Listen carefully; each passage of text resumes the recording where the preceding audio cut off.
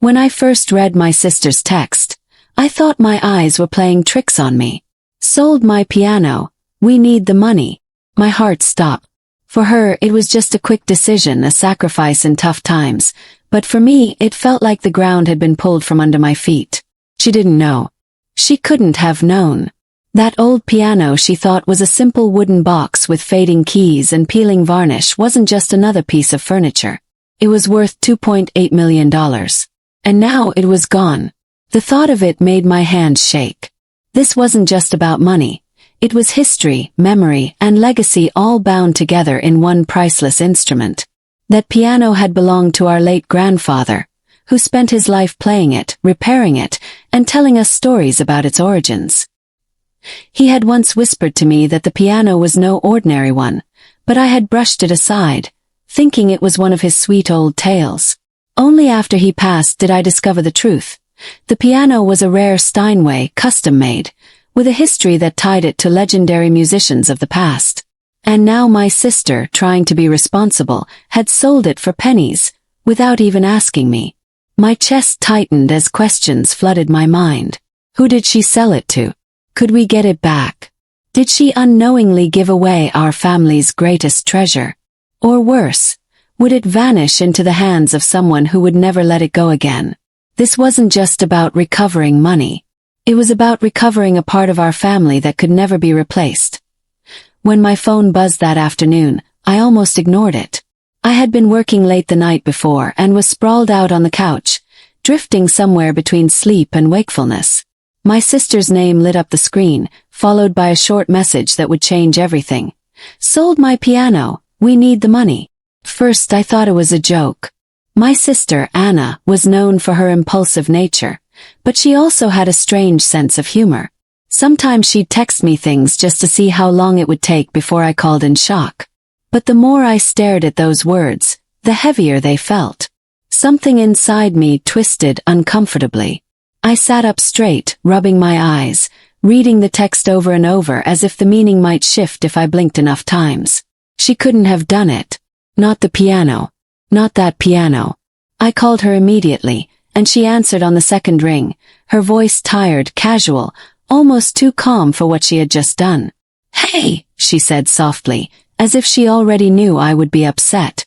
"Please tell me this is a joke," I snapped, skipping any greeting. "Tell me you didn't sell Grandpa's piano." There was silence for a moment, then a sigh. "We needed the money, James. Rent is overdue, and I had no other option. The piano was just sitting there collecting dust." I thought it made sense. Her words stabbed at me. Collecting dust. That piano wasn't just some old piece of furniture shoved in a corner. It was a living memory, a sacred relic of our family's history. Our grandfather had spent decades with his hands on those keys. I could still remember being 6 years old, sitting beside him on the worn wooden bench as his wrinkled fingers glided effortlessly across the ivory. His music filled the house with a warmth that no fireplace could match. "Anna," I said, my voice shaking now, "do you have any idea what you've done?" "I know you're upset," she replied quickly, her tone defensive. "But it was my decision. I'm the one living in that apartment, not you. It was taking up space, and we needed the money more than we needed an old piano." I wanted to scream at her, to shake sense into her. But what would that do? She didn't know. How could she? The truth about that piano wasn't something I had ever shared with her. 2 years earlier, after Grandpa's passing, I had spent weeks sorting through his belongings. Among his papers, tucked inside a leather folder that smelled faintly of tobacco and old wood, I discovered documents that stunned me. They revealed that the piano wasn't just an ordinary upright. It was a custom-made Steinway, built in the late 1800s and owned by several well-known musicians over the years. It had been restored meticulously before finding its way into Grandpa's hands. An appraisal from a reputable collector valued it at nearly $2.8 million. I remembered sitting on the floor of his study, the weight of that revelation pressing down on me like a mountain. First, I couldn't believe it. I thought maybe it was a mistake. But the more I researched, the more I realized it was true. The piano was one of the rarest of its kind in existence. I had intended to tell Anna, but part of me hesitated. She had always been impulsive, always making rash decisions without thinking them through. I worried that if she knew, she might tell the wrong person, and suddenly the piano would become a target. So I kept the secret. I told myself I was protecting her, protecting the piano. And now my silence had cost us dearly. Who did you sell it to? I asked, forcing calm into my voice. Some guy from the ad I put online, she said casually. He showed up right away, gave me the money, and hauled it off. Honestly, I was relieved to have it gone. Relieved. The word made my stomach churn. How much? I demanded. $500, she said after a pause. I know it's not much, but it covered what we needed. $500. My chest tightened as if someone had wrapped iron chains around it. A piano worth nearly $3 million had been sold for the price of a used bicycle. My hands trembled so badly I nearly dropped the phone. Anna, I whispered, trying to keep my rage in check. You just sold something worth millions. She laughed, thinking I was exaggerating. Millions. Come on, James. That thing was falling apart. The varnish was cracked, half the keys stuck, and it smelled like the basement. No one in their right mind would pay that kind of money for it. But someone would. Collectors, musicians, historians. Any one of them would have given almost anything to own that piano. And now, it was in the hands of a stranger who probably had no idea what treasure he had just bought. I ended the call before I said something I couldn't take back. I sat there in silence, my phone clenched in my hand, my heart pounding so loudly I could hear it in my ears. For the first time in years, I felt like I was about to lose a part of Grandpa all over again. The next morning I drove to Anna's apartment. She looked exhausted, dark circles under her eyes, guilt written all over her face. When she opened the door, I didn't step inside. I simply asked her to give me the buyer's contact information. James, she pleaded, her voice breaking. I didn't know. I swear I didn't know. If I had any idea. I don't blame you, I interrupted, though part of me did. But I need that address.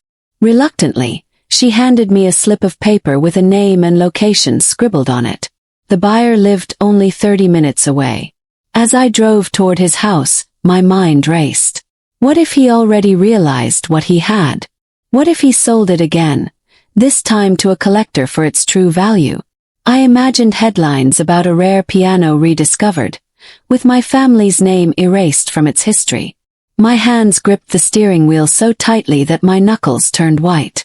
When I finally pulled up to the address, I saw a modest suburban home with a neatly trimmed lawn and a small garden of sunflowers in the front yard. I walked up the path, my heart hammering in my chest, and rang the doorbell. The man who answered was in his late 40s, with kind eyes but a cautious expression. Can I help you? He asked. I glanced past him and saw it, the piano, sitting proudly in the living room, sunlight streaming across its polished surface. Relief washed over me, but it was short-lived. That piano, I said, pointing toward it. It belonged to my grandfather. My sister sold it to you by mistake. I need it back. The man studied me for a long moment before shaking his head. I paid for it. It's mine now. I tried to explain, stumbling over my words, telling him about Grandpa, about the history, about the mistake. I even told him the truth, that it was worth millions. His eyes narrowed slightly, suspicion flashing across his face. You expect me to believe that your sister sold me a multi-million-dollar piano for $500, he said, crossing his arms. I can prove it, I insisted. Just give me time, please. This isn't about money, it's about family. That piano is part of who we are. But his expression hardened. I'm sorry. A deal is a deal. I'm not giving it back. I walked back to my car feeling like my chest had been hollowed out. For the first time, I understood that recovering the piano would not be simple. It was no longer just ours, it was his now. And he wasn't going to let it go without a fight. As I sat behind the wheel, staring at the house, a single thought consumed me. I would not stop until I brought that piano home again. The days after I first saw the piano in that man's living room were some of the longest I had ever endured. Every morning, I woke with the same knot in my stomach, the same image burned into my mind. The sunlight falling across its polished wood, the ivory keys catching the light like they were calling to me. It should have been in our home under our care, but instead it was sitting in a stranger's house, guarded by a man who had no idea how much of my family's soul lived inside it. I kept replaying our conversation in my head, trying to find the words I should have said differently, the argument I should have made to convince him. But the truth was he had been right about one thing. A deal was a deal, and legally the piano was his. That thought gnawed at me endlessly. On the third day I returned. I didn't knock this time. I waited until the man opened his curtains, and then I walked straight up to his door. He looked annoyed when he saw me. "You again," he said, his voice tired. "I told you I'm not selling it back." "I'll double what you paid," I said immediately, blurting the words before I lost my nerve. $1,000. Today. His expression didn't soften. If anything, he seemed amused. "That piano is worth a lot more than $1,000. You already told me yourself." "Yes, but..." "No." He cut me off, his tone sharp. "It's mine now. Stop coming here." He started to shut the door, but I pressed my hand against it. "Please," I whispered, my voice breaking. "It's all I have left of my grandfather. You don't understand." He hesitated, his eyes searching mine.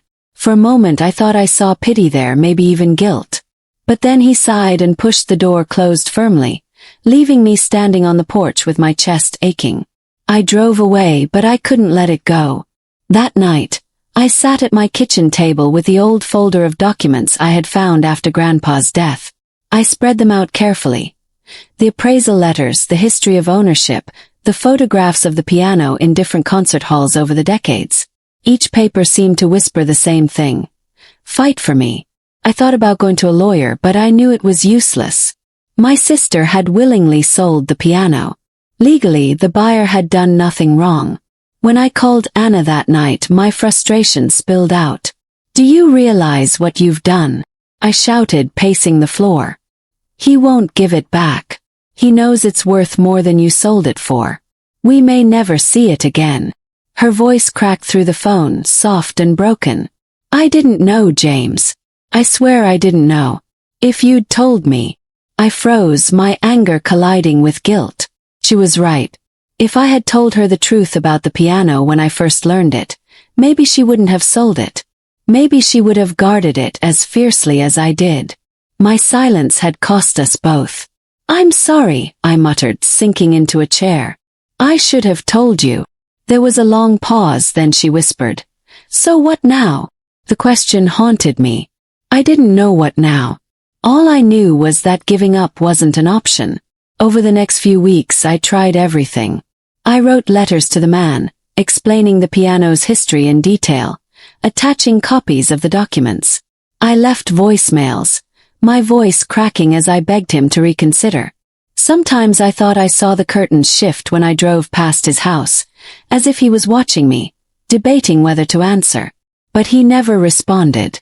One afternoon, desperate and running out of ideas, I went to a local music store where collectors sometimes gathered. I showed the owner the photographs and documents, explaining my situation. He shook his head gravely. "If he knows what he has, he'll never let it go cheaply. Pianos like that are once in a lifetime. Honestly, you're lucky he doesn't just sell it to a museum or an auction house. Then you'd never see it again." The thought sent a chill down my spine. What if that was his plan? What if every day I waited was another step closer to losing it forever? I couldn't sleep that night. I kept picturing the piano being hauled into some distant hall, admired by strangers while I stood empty-handed, powerless. Anna tried to comfort me. She came over one evening with takeout, her eyes full of guilt and sadness. "James," she said gently, placing her hand on mine, "maybe it's time to let it go. Grandpa wouldn't want us tearing ourselves apart over this." But I couldn't let it go. Every time I thought about giving up, I heard Grandpa's voice in my head, soft but steady, telling me stories about the musicians who had touched those very keys, about how music carried memory in ways nothing else could.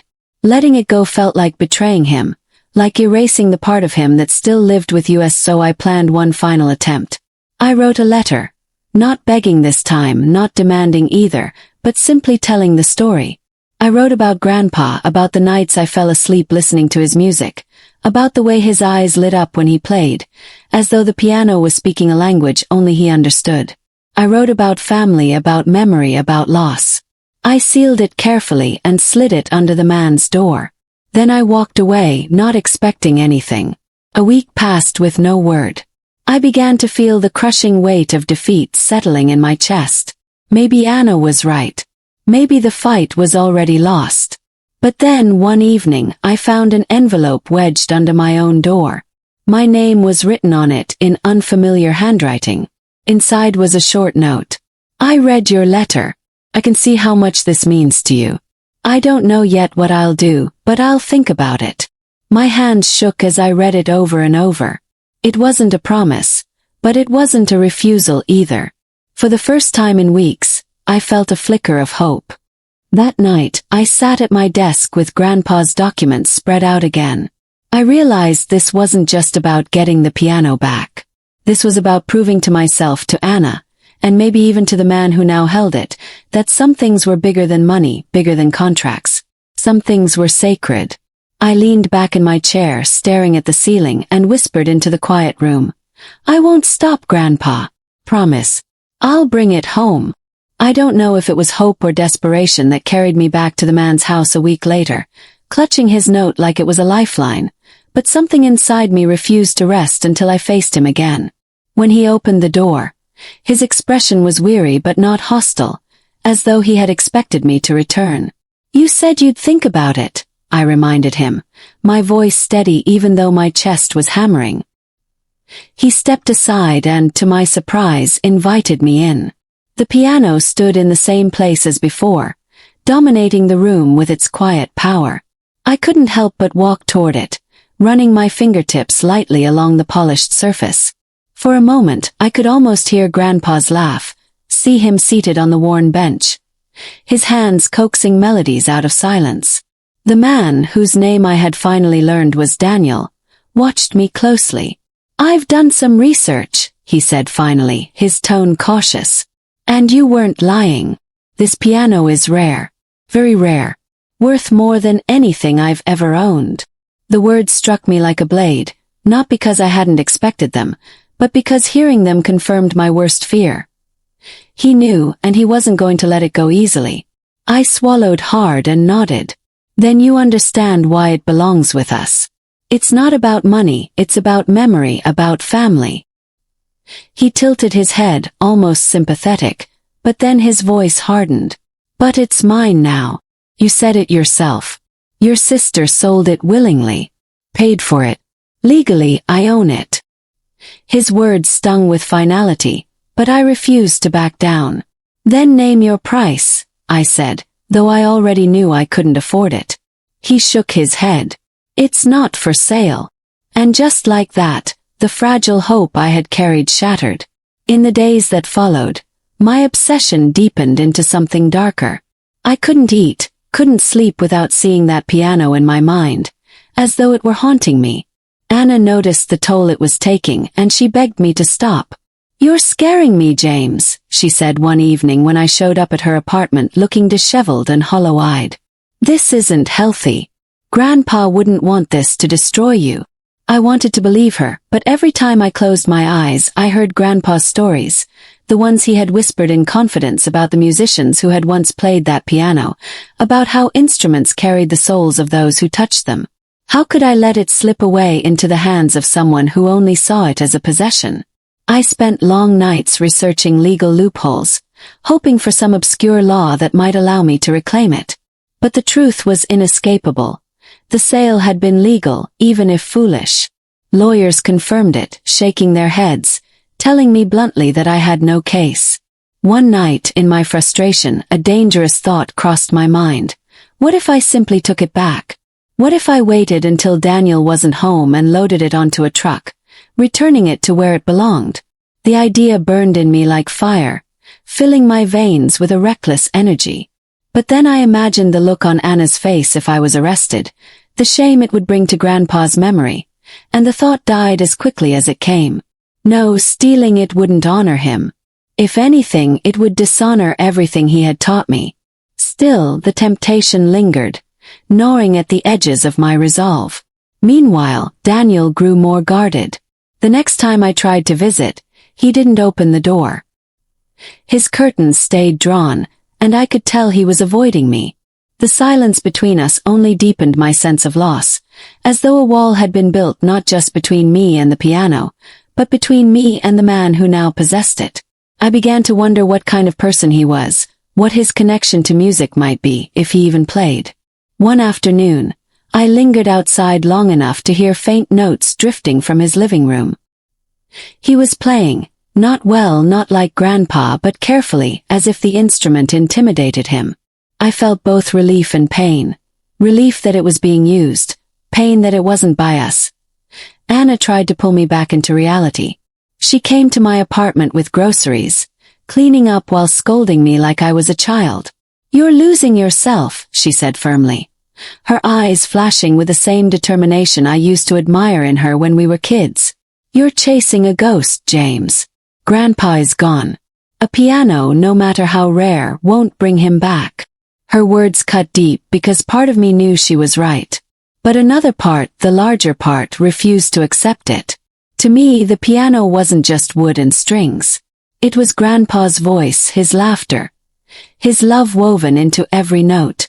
In my desperation, I reached out to collectors, museums, anyone who might pressure Daniel into selling.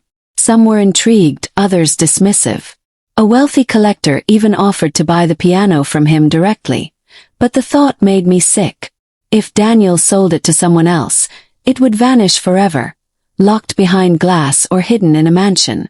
That was when I realized my fight wasn't just against Daniel, but against time itself. Every day the chance of losing it forever grew. One evening I found myself sitting outside Daniel's house again, watching the lights flicker through the curtains. My hands trembled on the steering wheel as I debated knocking, begging one last time. But before I could move, the front door opened, and Daniel stepped out, locking it behind him. He spotted me immediately and walked toward my car, his expression unreadable. I lowered the window, my heart pounding. "I know you're desperate," he said quietly, leaning down to look at me. "And I don't blame you. That piano is extraordinary. But sometimes we don't get to keep the things we love most. Sometimes we have to let them go." His words mirrored Anna's, but coming from him, they felt crueler, like a verdict. I wanted to scream, to argue, to demand he understand, but no words came. He walked away without another glance, leaving me frozen in place. That night, I collapsed onto my couch, the weight of defeat pressing me into the cushions. Maybe everyone was right.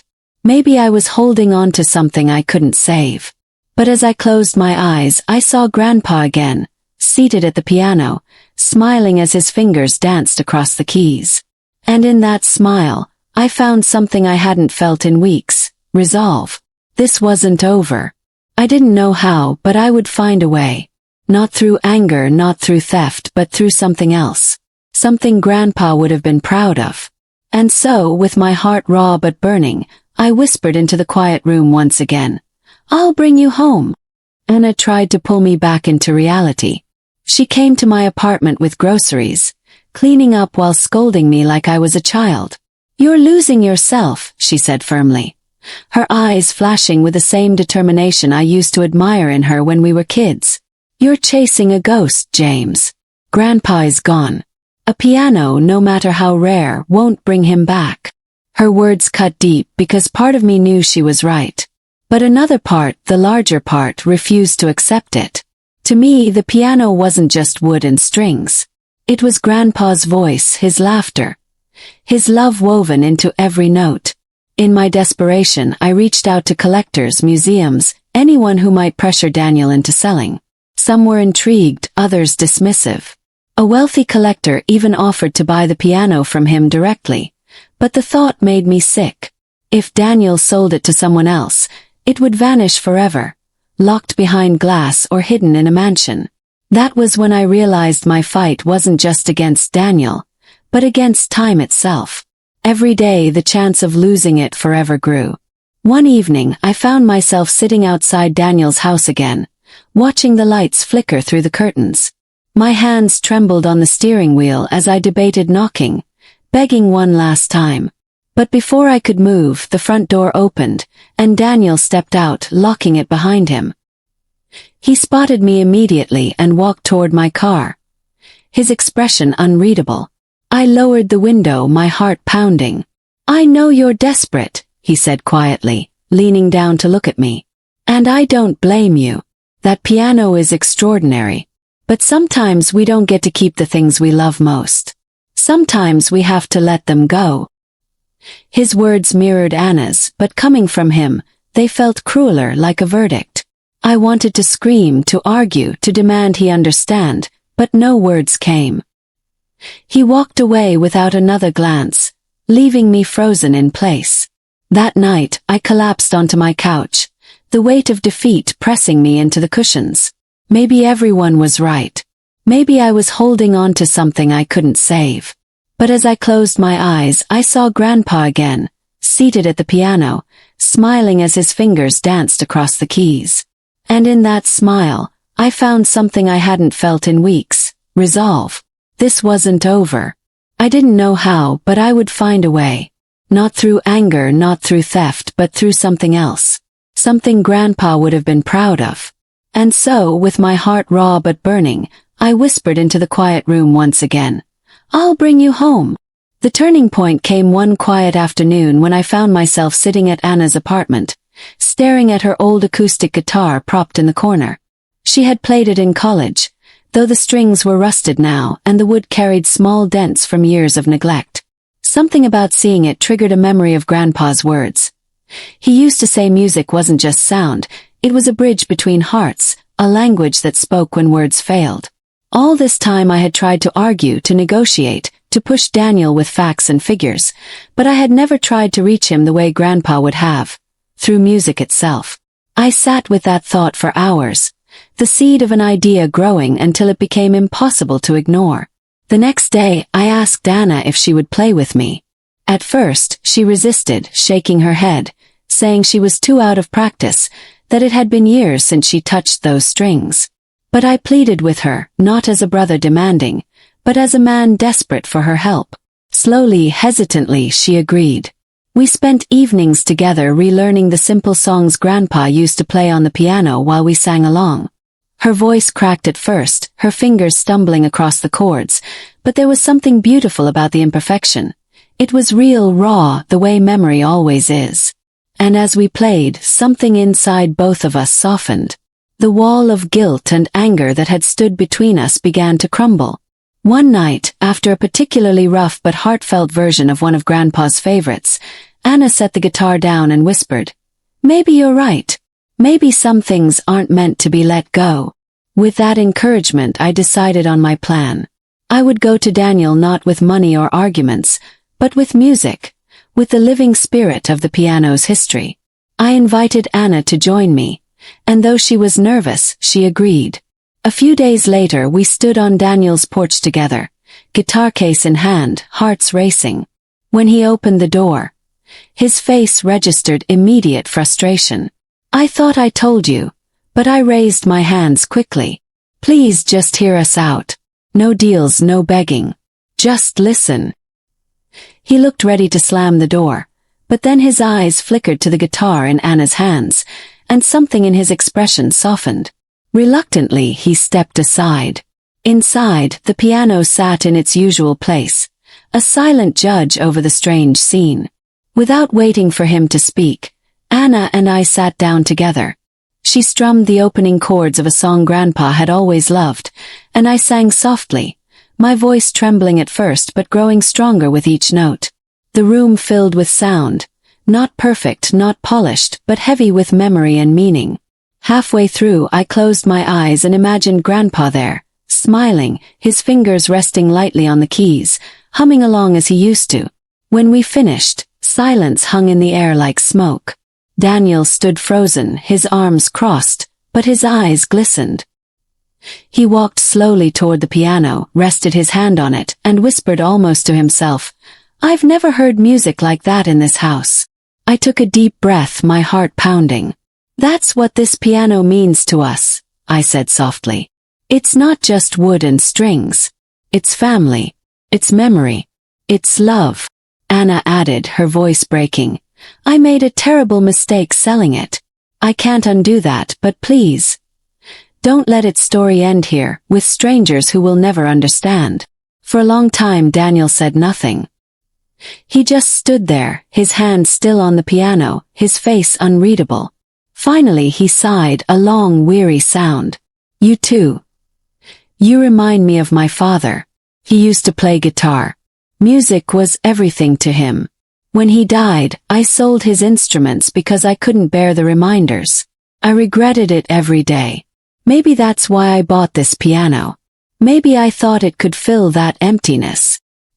His voice cracked, and for the first time I saw not an enemy, not an obstacle, but a man carrying his own grief. The air in the room shifted. I realized this wasn't just about me and Anna fighting to reclaim our past. It was about Daniel, too, and the wounds he carried. I lowered my voice. "Maybe we're supposed to share this piano.